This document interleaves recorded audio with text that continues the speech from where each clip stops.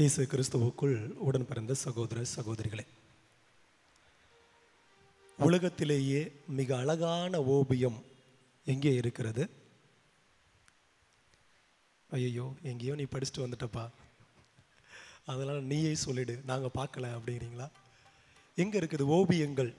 ரொம்ப அழகான ஓவியங்கள் எந்தெந்த இடத்துலலாம் இருக்குது? சரி வேணாம், உலகத்திலேயே எங்கே அழகான ஓவியம் இருக்குன்றதை சொல்ல வேண்டாம். அழகான ஓவியங்கள் எங்கெங்கெல்லாம் இருக்கின்றன? நீங்கள் யூரோப்பெல்லாம் டூர் போயிட்டுலாம் வந்திருப்பீங்கப்பா, சொல்லலாம். எங்கே? புரியல. ஆலயத்தில் இருக்குது. ஓகே, கோவில்களில் சுவர்களில் வரையப்பட்டிருக்கின்றன இல்லையா? அதே போல் ரொம்ப அழகான ஓவியங்கள்லாம் முக்கியமான ஆலயங்கள் இருக்குது. எங்கே? ரோமுக்கு போயிருக்கிறீங்களா யாராவது? இட்டாலி அந்த மேற்கூரையில் பார்த்துருப்பீங்கள்ல, எவ்வளோ அருமையான ஓவியங்கள்லாம் வரைஞ்சிருப்பாங்க. ஓகே, இந்த ஓவியர்களை பார்க்கும்போது கொஞ்சம் விசித்திரமாக இருக்கும். பெயிண்ட்டு ஏதோ ஒரு கலர் வச்சுருப்பாங்க, 2-3 கலர்ஸ் அப்படி இப்படின்னு சொல்லி வச்சுருப்பாங்க.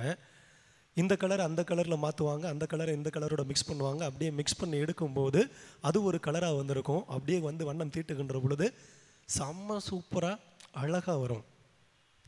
சமீபத்தில் இங்கே நம்முடைய ஆலயத்தில் திரு ஜெயசீலன் அப்படி சொல்லி ஒருத்தர் இருக்கார். ரொம்ப உயரமானவர், ஒரு 7 அடி உயரம் வரைக்கும் இருப்பார். அவர் ரொம்ப அருமையாக பெயிண்டிங்லாம் பண்ணுவார். அங்கே பெயிண்ட்ஸ்லாம் வச்சுருக்கார். நான் போய் பார்த்துருக்குறேன். சில நேரங்களில் அன்னை மரியாவுக்கு பெயிண்ட் அடிக்கும்போது பார்த்தேன். திடீர்னு பார்ப்பார், ஒயிட் கலர் எடுத்து ரெட் கலரோட ஏதோ ஒரு இதில் மிக்ஸ் பண்ணுவாப்பில், அப்புறம் திருப்பி எல்லோ கலர் மிக்ஸ் பண்ணுவார். அப்படி இப்படின்னு சொல்லி மிக்ஸ் பண்ணிவிட்டு அதுக்கப்புறம் கொஞ்சம் ரைட்டாக ரோஸ் கலரில் மாறும். அழகாக அடித்து பார்த்தா அன்னை மரியாவினுடைய அந்த கன்னங்கள் அந்த இதெல்லாம் பார்த்திங்கன்னா ரொம்ப பிரைட்டாக செம்மையாக மாறும். சரி, இதுக்கும் இன்றைக்கி நற்செய்திக்கும் என்னப்பா சம்பந்தம்? சும்மா எதையோ சொல்லிகிட்டு இருக்கிறியப்பா.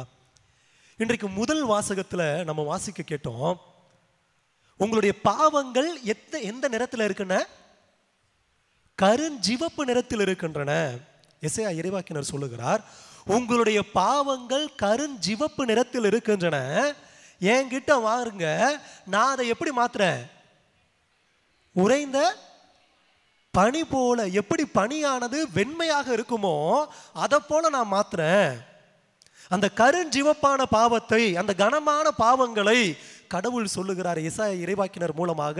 இவர் ஒரு பெரிய பெயிண்டர், இவர் ஒரு பெரிய ஆர்டிஸ்ட். யாரு? கடவுள். அவர் சொல்றாரு, உன்னுடைய அந்த கருஞ்சிவப்பான பாவங்களை, அந்த கருஞ்சிவப்பான அந்த பாவ சுமைகளை நான் எப்படி மாற்றப் போகிறேன்? வெள்ளேர்னு பனியை போல வெண்மையாக மாற்றுகிறேன். அப்படின்னா என்ன அர்த்தம்? உன்னுடைய பாவங்கள் அனைத்தையும் நீக்கமறச் செய்து அவை எல்லாவற்றிலிருந்தும் உன்னை விடுவித்து உன்னை புதுமையாக படைத்து உன்னை முழுமையாக கழுவி தூய்மையாக்கி உனக்கு எந்த ஒரு அழுக்கும் இல்லாத அளவுக்கு, எந்த ஒரு பாவ கரையும் இல்லாத அளவுக்கு வெண் பனி போல உன்னை நான் மாற்றுகிறேன் அப்படின்னு சொல்லி கடவுளே இறங்கி வந்து சொல்லுகிறார். அன்பிற்குரியவர்களே, எசேயா இறைவாக்கினர் எந்த சூழலில் இந்த இஸ்ரேல் மக்களிடம் இவ்வாறான வார்த்தைகளை சொல்லுகிறார் என்றால், இந்த இஸ்ரேல் மக்கள் உண்மை கடவுளான யாவேயை மறந்துவிட்டு, தங்களை அடிமைத்தன வாழ்விலிருந்து மீட்டு வந்த அந்த கடவுளை மறந்துவிட்டு பொய் தெய்வங்களை வழிபட்டு கொண்டு பொய் அரசர்களை பின்பற்றி கொண்டு அவர்கள் கொடுக்கின்ற அந்த நியமங்களின்படி தங்களுடைய வாழ்க்கையை அமைத்து கொண்டு கண் போன போக்கில், மனம் போன போக்கில், கால் போன போக்கில் வாழ்ந்து கொண்டிருக்கிறார்கள். அவர்களை நோக்கி எச்சரித்து சொல்லுகிறார் எசாயா இறைவாக்கினர், மாறுங்க, வாங்கப்பா, திரும்பி வாங்க, என்கிட்ட வந்து நீங்களும் நானும் வழக்காடுவோம், நீங்களும் நானும் பேசுவோம், உட்காந்து பேசுவோம். நீ பண்ண தப்பு என்ன அப்படிங்கிறத நான் எடுத்துரைக்கிறேன். எடுத்து சொல்லுகின்ற நான் உன்னை கழுவுவேன், உன்னை மன்னிப்பேன், உன்னை தூய்மையாக்குவேன் அப்படின்னு சொல்லி கடவுள் எசாயா இறைவாக்கினர் மூலமாக சொல்லி, அன்பிற்குரியவர்களே, இன்று நமக்கும் அழைப்பு விடுக்கின்றார். சில நேரங்களில் நம்ம நினைக்கலாம், நான் செஞ்ச அந்த பாவம் தான் என்னை போட்டு இப்படி வருத்தி கொண்டிருக்கிறது. என்னுடைய வாழ்க்கையில் என் அப்பா செஞ்ச பாவமோ, என் அம்மா செஞ்ச பாவமோ, என்னுடைய தாத்தா முன்னோர்கள் செஞ்ச பாவமோ தான் என்னை இப்போது இப்படி வாட்டி வதைத்து கொண்டிருக்கிறது. அல்லது நான் இப்போது செய்து கொண்டிருக்கின்ற சில அநியாயங்கள் காரணமாக தான் என்னுடைய வாழ்க்கையில் நான் இந்த துன்பங்களை சந்திக்கிறேன், இந்த நோய்கள் வந்து கொண்டிருக்கிறது அப்படின்னு சொல்லி நீங்கள் எல்லாரும் நினச்சிங்கன்னா, இன்றைக்கு உங்களை நோக்கி இறைமகன் இயேசு கிறிஸ்து தந்தையாகிய கடவுள் சொல்லுகிறார், நீங்கள் வாங்கப்பா, நான் உங்களுக்கு அறிவுறுத்துகிறேன், உங்களுடைய பாவங்கள் குற்றம் குறைகளிலிருந்து நான் கழுவுகிறேன், உங்களை தூய்மைப்படுத்துகிறேன். இருக்கிறேன், மீண்டுமாக என்னிடம் திரும்பி வாருங்கள் அப்படின்னு சொல்லி இன்றைக்கு முதல் வாசகத்தின் மூலமாக கடவுள் நமக்கு அழைப்படுக்கிறார். அந்த பெயிண்டர், அந்த ஆர்டிஸ்ட் நம்முடைய அந்த பாவ கரைகளெல்லாம் நீக்கி அழகோவியமாக உங்களையும் என்னையும் தீட்டுவதற்கு தயாராக இருக்கிறார். இது ஒரு புறம் இருக்க, இன்றைக்கு நற்செய்தி வாசகத்துக்கு வருவோம். அன்பிற்குரியவர்களே, சமீபத்தில் தமிழ்நாட்டில் கொஞ்சம் பரவலாக பரபரப்பாக பேசப்பட்டு கொண்டிருக்கின்ற ஒரு செய்தி. என்ன செய்தி? ஐயோ, சரி, இங்கதான் புரியல. தமிழ்நாட்டில் நான் சொல்லிட்டு இருக்கேன். தமிழ்நாட்டில் வந்துருச்சு. அதை பற்றி ரொம்ப அதிகமாக பேசிகிட்டு இருக்கிறாங்க இல்லையா? இப்படி தான் வரணும், இது தான் அப்படி இப்படின்னு சொல்லி சொல்லிட்டு இருக்கிறாங்க. இதை போல் அந்த காலத்தில் அவர் இயேசு கிறிஸ்து வாழ்ந்த காலத்தில் அந்த பரிசேயர்களும் சதுசேயர்களும் மறைநூல் அறிஞர்களும் திருச்சட்ட வல்லுநர்களும் செய்த காரியங்கள் என்ன அப்படின்னு சொல்லி பார்த்தீங்கன்னா, அன்பிற்குரியவர்களே, கடவுள் தந்த கட்டளைகள் எத்தனை? 10 கட்டளைகள் கொடுத்தார் கடவுள். எத்தனை 10 கட்டளைகள் கொடுத்தார் கடவுள்? ஒரு 10 கட்டளை கொடுத்தாரா? 10 கட்டளை கொடுத்தாரா? ஒரு 10 கட்டளை கொடுத்தாரு. 10 கட்டளைன்னா அது எவ்வளவு ஆச்சு? 100 கட்டளைகள் ஆகிவிட்டது. ஓகேங்களா? ஒரு 10 கட்டளை கொடுத்தாரு.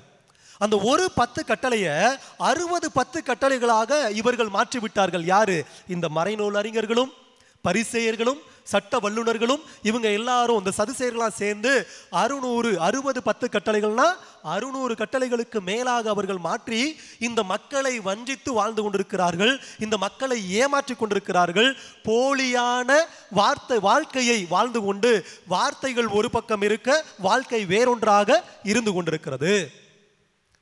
அவர்கள் வார்த்தையின் மூலமாக நல்ல ஜாம்பவான்களாக இருக்கிறார்கள். அவருடைய வார்த்தையின் மூலமாக நாங்கள் தான் தூயவர்கள், எங்களை போன்று தூயவர்கள் யாருமே கிடையாது, இந்த அந்தோணியார் அல்லது மற்ற புனிதர்களெல்லாம் இறக்கி வைத்து விட்டு எங்களை தூக்கி வைத்து விடலாம் அப்படின்னு சொல்லி சில பேர் நாங்கள் தான் தூய்மையானவர்கள் அப்படின்னு சொல்லி வாழ்ந்து கொண்டிருப்பதை போல அங்கே அவங்க வாழ்ந்து கொண்டிருக்கிறார்கள். அப்படி வாழ்ந்து கொண்டிருந்த அவர்களை பார்த்து கடவுள் நம் ஆண்டவராகிய இயேசு கிறிஸ்து கண்டனம் செய்கிறார். ஏன்பா இப்படி, ஏன்டா இப்படி போலியா வாழ்ந்து கொண்டிருக்கிறீர்கள்? இந்த போலியான பெருமைகளை தேடி ஏன் அலைந்து கொண்டிருக்கிறீர்கள்? மக்கள் எல்லாரும் உங்களைத்தான் வணங்கணும், உங்களுக்கு தான் முதன்மை இடம் கொடுக்கணும், உங்களை தான் எல்லாத்துலேயும் மேலே தூக்கி வைக்கணும்னு சொல்லி ஏன்பா தேடிக்கிட்டு இருக்கிறீங்க? அதுக்கு தகுதியானவர்களாக உங்களை மாற்றிக்கொள்ளுங்கள். அன்பிற்குரியவர்களே, மங்காத புகழ், வாழ்ந்த போதும் இறந்த போதும் எப்போதும் உங்களையும் என்னையும் பெருமையோடு நினைத்து பார்க்கின்ற புகழை நீங்களும் நானும் அடைவதற்கு இன்றைய இறை வார்த்தை வழிபாடானது வழிகாட்டுகின்றது. என்ன வழி அப்படின்னு சொல்லி கேட்டோம்னா, தன்மை தாமே தாழ்த்தி கொண்டு பணி செய்கின்ற எவரும் உயர்த்த பெறுவர், தம்மை தாமே உயர்த்தி கொள்கின்ற எவரும் தாழ்த்த பெறுவர். மங்காத புகழ் வேண்டும். நான் இறந்த பின்னும் என்னை பற்றி பெருமையோடு பேச வேண்டும் என்றால் நான் பணிவோடு பணிபுரிய வேண்டும். இந்த பணிவும் இந்த தாழ்ச்சியும் இல்லாமல், இந்த தாழ்ச்சியோடு நான் பணிபுரியாமல், அன்பிற்குரியவர்களே, புகழை அடைவது என்பது முடியாத காரியம். வீண் பெருமையை தேடாதீங்க அப்படின்னு சொல்லி நான் சொல்ல கிடையாது. நம் ஆண்டவர் இயேசு கிறிஸ்து இன்றைய நற்செய்தி வாசகத்தின் மூலமாக சொல்றாரு. ஏன் அதை தேடுற?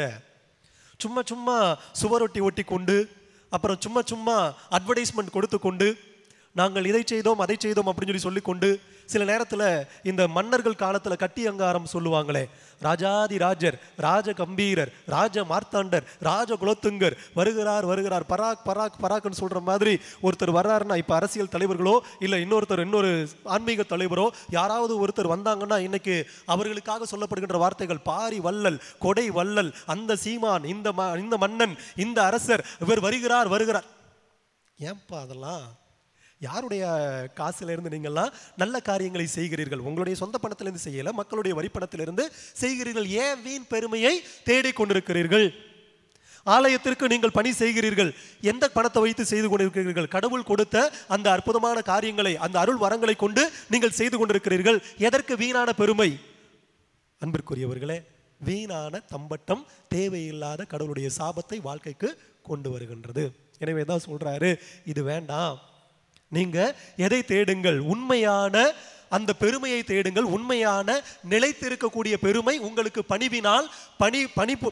பணிவினாலும் பணி புரிவதாலும் உங்களுக்கு கிடைக்கும் அப்படிங்கிறத இன்றைய இறை வார்த்தை வழிபாட்டின் மூலமாக கடவுள் கூறுகின்றார். இரண்டாவது செய்தி முடிந்து விட்டது.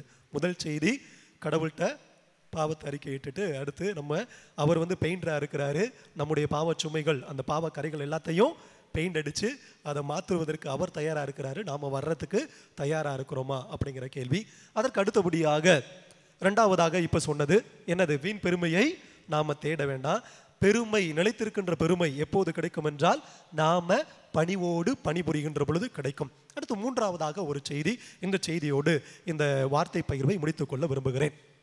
என்ன செய்தி அப்படின்னு சொல்லி கேட்டோம்னா, இன்னைக்கு சொல்றாரு, உங்களுக்கு கடவுள் என்ன பண்றாரு? அவர் மட்டும்தான் தந்தையாக இருக்கிறார். வேறு யாரும் உங்களுக்கு தந்தை கிடையாது.